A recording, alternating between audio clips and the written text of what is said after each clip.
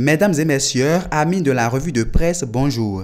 Ce mardi 29 octobre 2024, démarrons notre revue par l'annonce de la suppression de la gratuité du ramassage des ordures ménagères dans le Grand Nokoué. La quasi-totalité des journaux parus ce mardi en parle et le quotidien Notre Époque écrit à sa une que le gratuit est mort désormais.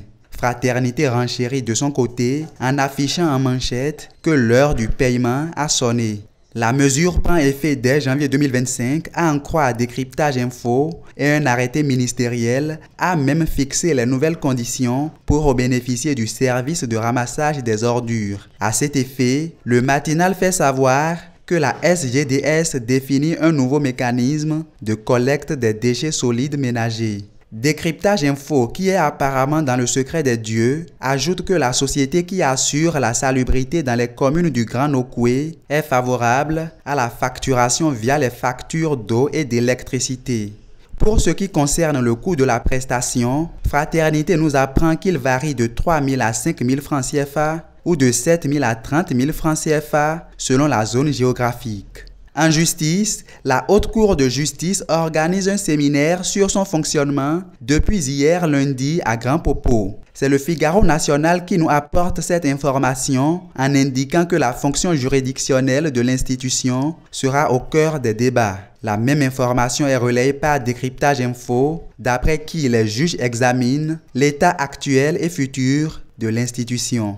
Toujours en justice, Matin Libre revient à nouveau sur l'affaire d'Ainvo, 14 ans après, et demande si les accusés à Lofa et à Moussou n'étaient que des fusibles. Politique à présent, Dynamisme Info s'intéresse ce matin à la désignation des duos de candidats pour la présidentielle de 2026 et écrit à sa une « Les démocrates et le défi de l'alternance au sommet de l'État ». Le même journal a également jeté un coup d'œil sur l'échiquier politique national et constate que 3 partis seulement sont opérationnels sur une quinzaine enregistrés. Le quotidien a donc conclu que cette situation est due à la non-représentation dans les instances. Pendant ce temps, Matin Libre nous informe que Rekia Madougou lance son Viva pour les femmes leaders. Quelques infos pêle-mêle pour finir.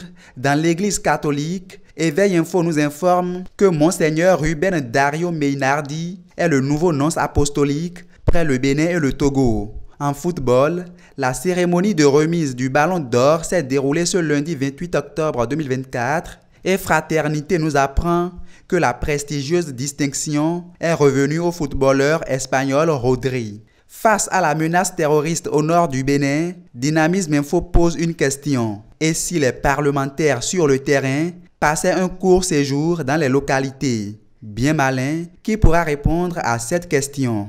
Quant à moi, c'est ici que je mets un terme à la revue de ce mardi 29 octobre 2024. Retrouvez-moi demain pour un nouveau numéro.